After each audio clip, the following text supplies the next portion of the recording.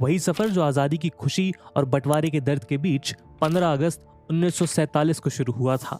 वो सफर जिसकी शुरुआत भारत के पहले प्रधानमंत्री जवाहरलाल नेहरू की उस फेमस स्पीच के साथ हुई थी, जहां उन्होंने कहा था, At the stroke of the midnight hour, when the world sleeps, India will awake to life and freedom. लेकिन आजादी की सांस लेते भारत को लेकर सभी की सोच पंडित नेहरू जैसी नहीं थी, बल्कि दुनिया में ऐसे कई पॉलिटिकल थिंकर्स और दूसरे फील्ड के एक्सपर्ट्स का मानना था कि भारत की परिकल्पना एक ख्वाब मात्र है, क्योंकि भारत जैसे विविधता से भरे देश को एक सूत्र में पिरोना मुमकिन नहीं है। ऐसे ही एक व्यक्ति थे इंडियन आर्मी के last British commander in chief general Claude Auchinleck, जिन्होंने कहा था कि no one can make a nation out of a continent of many nations. लेकिन आज इस तरह की सोच रखने वाले तमाम लोगों को गलत साबित करते हुए न सिर्फ भारत ने खुद को एक सूत्र में पिरोया है, बल्कि ब्रिटेन की कॉलोनी रहा भारत आज ब्रिटेन से भी आगे है। वो देश और उसकी जनता जिसने मिलकर सारी धारणाओं के उलट एक ऐसे राष्ट्र का निर्माण किया जिसकी आज से 75 साल पहले किसी ने कल्पना भी नहीं की थी। ऐसे में जाहिर सी बात है कि भारत का ये लंबा सफर बड़ा ही दिलचस्प रहा होगा। तो चलिए आज हम एक रिवाइंड टूर पर चलते हैं और संक्षेप में जानने की कोशिश करते हैं कि आखिर भारत ने बीते 75 सालों का अपना सफर कैसे तय किया। 15 अगस्त 1947 को भारत को आज़ादी तो मिल गई, लेकिन आने वाला समय उसके लिए अनेक चुनौतियों से भरा होने वाला था। यूनाइटेड इंडिया का विभाजन करके बनाए गए ईस्ट और वेस्ट पाकिस्तान केवल जमीन के टुकड़ों के तौर पर नहीं बटे, बल्कि करोड़ों लोगों के घरों और परिवारों के भी कई टुकड़े हो गए। साथ ही विभाजन से पहले धार्मिक उन्माद और राइट्स में लाखों लोगों की जान चली गई। ऐसे में जिस तरह धर्म के आधार पर भारत का विभाजन हुआ था, उसे देखकर ये डर था कि कहीं ये आने वाले समय में देश के फर्दर डिसएसोसिएशन का कारण न बन जाए। साथ ही जिस तरह ब्रिटिश सरकार इंडिपेंडेंस ऑफ इंडिया एक्ट 1947 का सो कॉल्ड तोहफा देकर आनन फानन में देश छोड़कर भागी थी, उसकी वजह से 550 से ज्यादा प्रिंसली स्टेट्स में बटे हमारे देश को संगठित करना अपने आप में एक हरक्यूलियन टास्क था। ऐसे में जिम्मेदारी उठाई भारत के प्रथम होम मिनिस्टर और deputy prime minister Sardar Vallabh भाई पटेल ने, और वो खुद secretary of the ministry of states VP Menon के साथ मिलकर इस काम में जुट गए। 1947 का साल खत्म होते होते जूनागढ़, हैदराबाद, जम्मू और कश्मीर और कुछ छोटी रियासतों को छोड़कर लगभग सभी प्रिंसली स्टेट्स भारत में शामिल हो चुके थे। लेकिन तभी अक्टूबर 1947 में पाकिस्तान की ओर से जम्मू कश्मीर में फर्स्ट इंडो पाकिस्तान वॉर के रूप में छद्म युद्ध यानी सूडो वॉर छेड़ दिया गया। पाकिस्तान की साजिश थी कि काबिलाई लड़ाकों, जिन्हें लश्कर कहा जाता है, उनकी आड़ में जम्मू कश्मीर को बंदूक की नोक पर पाकिस्तान में शामिल कर लिया जाए। लेकिन जम्मू कश्मीर के राजा हरि सिंह के आग्रह पर भारतीय सेना ने मौके पर इंटरवीन करके पाकिस्तान की साजिश नाकाम कर दी और जम्मू कश्मीर के एक बड़े हिस्से को दोबारा जीत लिया। हालांकि भारत चाहता तो उसी समय पाकिस्तान को दुनिया के नक्शे से मिटाकर धोखे से कब्जाए हुए कश्मीर के पूरे हिस्से को छुड़ा सकता था, लेकिन इस मामले में यूनाइटेड नेशंस के इंटरवेंशन का सामना करते हुए 1 जनवरी 1949 को घोषित किए गए सीज फायर को भारत ने मान लिया। युद्ध की कड़वाहट से आगे बढ़कर 26 नवंबर 1949 को भारत की कॉन्स्टिट्यूएंट असेंबली ने इंडियन कॉन्स्टिट्यूशन को अडॉप्ट कर लिया, जिसे 1930 के कांग्रेस सेशन के पूर्ण स्वराज डिक्लेरेशन से कंसाइड करते हुए 26 जनवरी 1950 को इन्फोर्स कर दिया गया। इसी के साथ भारत सही मायनों में एक सोवरेन डेमोक्रेटिक रिपब्लिक बनकर उभरा।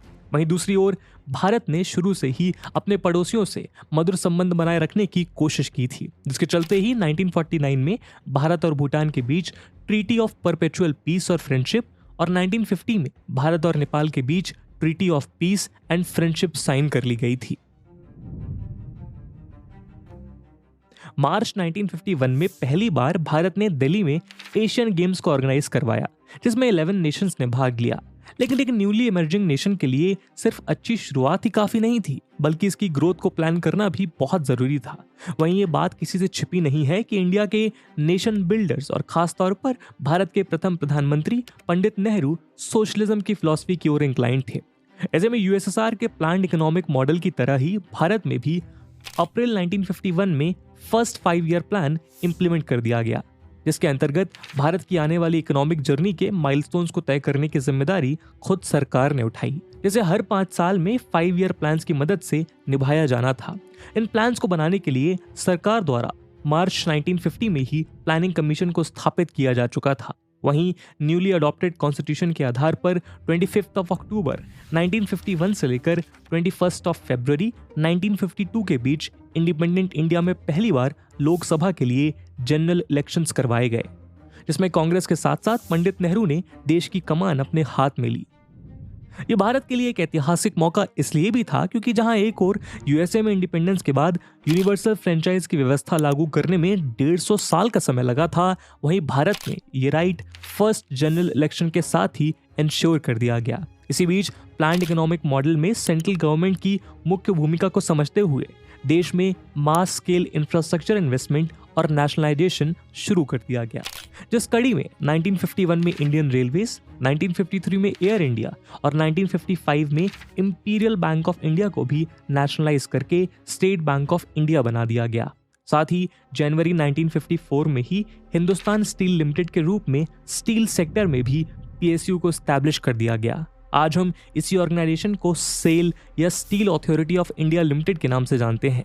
लेकिन इस सब के बीच ही भारत में लिंगुअल बेसिस पर स्टेट रीऑर्गेनाइजेशन की मांग के चलते अस्थिरता बढ़ती जा रही थी। यह आवाज आंध्र प्रदेश, महाराष्ट्र, गुजरात और पंजाब जैसे लिंगुअल स्टेट्स को बनाए जाने को लेकर सबसे ज्यादा बुलंद थी।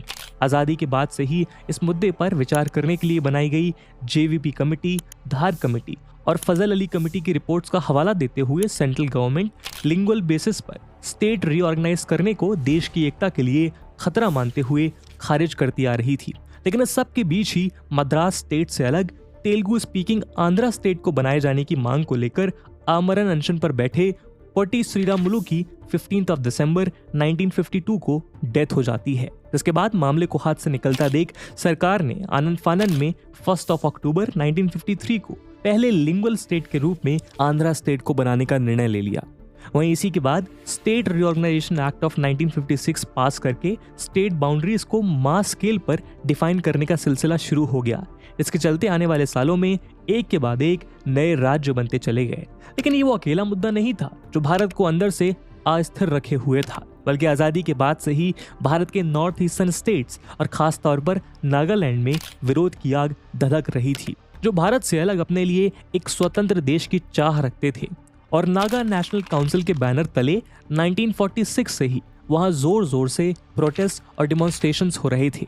लेकिन 1950 का दशक आते आते ये प्रोटेस्ट आर्म्ड रिबेलियन और इंसर्जेंसी में तब्दील हो गया, जिसमें एनएनसी के लीडर एजी फिजो का एक बड़ा रोल था, जिसने अपनी ऑर्गेनाइज्ड रेबल आर्मी के साथ नॉर्थ ईस्ट में ऐसा खूनी खेल शुरू किया जिसे कंट्रोल में लाने के लिए स्पेशल मेजर्स अपनाने पड़े। और इसके लिए 1958 में गवर्नमेंट ऑफ इंडिया को AFSPA यानी armed forces special power act लाना पड़ा। लेकिन आने वाले सालों में समस्या और भी बढ़नी थी। दूसरी ओर जम्मू कश्मीर की अस्थिरता को देखते हुए यहाँ आर्टिकल 370 पहले ही इंप्लीमेंट कर दिया गया था। और इसी कड़ी में 17 नवंबर 1956 को जम्मू और कश्मीर ने अपने लिए एक अलग संविधान को अडॉप्ट कर लिया, जो कि 26 जनवरी 1957 में इंप्लीमेंट भी हो गया। वहीं इन सभी आंतरिक समस्याओं के बीच और पाकिस्तान के रूप में एक बुरे पड़ोसी से जूझ रहे भारत ने अपने दूसरे पड़ोसी चाइना के साथ फ्रेंडली रिलेशंस बनाए रखने के लिए 29 अप्रैल 1954 को पंचशील ट्रीटी साइन की, जिसका मकसद दोनों देशों के पीसफुल कोएग्जिस्टेंस के लिए 5 प्रिंसिपल स्टैब्लिश करना था। इस सब के बीच नए दौर में साइंस एंड टेक्नोलॉजी के महत्व को समझते हुए 1954 में गवर्नमेंट ऑफ इंडिया द्वारा department of atomic energy establish कर दिया गया। यही नहीं, 1954 में ही ट्रॉम्बे में Bhabha atomic research centre establish कर दिया गया, जिसने दुनिया के सामने अगस्त 4, 1956 में एशिया का पहला न्यूक्लियर रिएक्टर अप्सरा अनवील किया। यह अपने आप में भारत के लिए एक बड़ी उपलब्धि थी। वहीं डिफेंस के क्षेत्र में भी भारत को टेक्निकली साउंड रखने के लिए 1958 में DRDO या defence research and development organisation को स्टैब्लिश किया गया। भारत में विज्ञान के इस दौर को शुरू करने में एक अहम रोल निभाया, जिसमें विक्रम साराभाई, होमी भाभा और कई अन्य साइंटिस्ट का नाम रहा, जिनके बारे में हम किसी और वीडियो में विस्तार से बात करेंगे।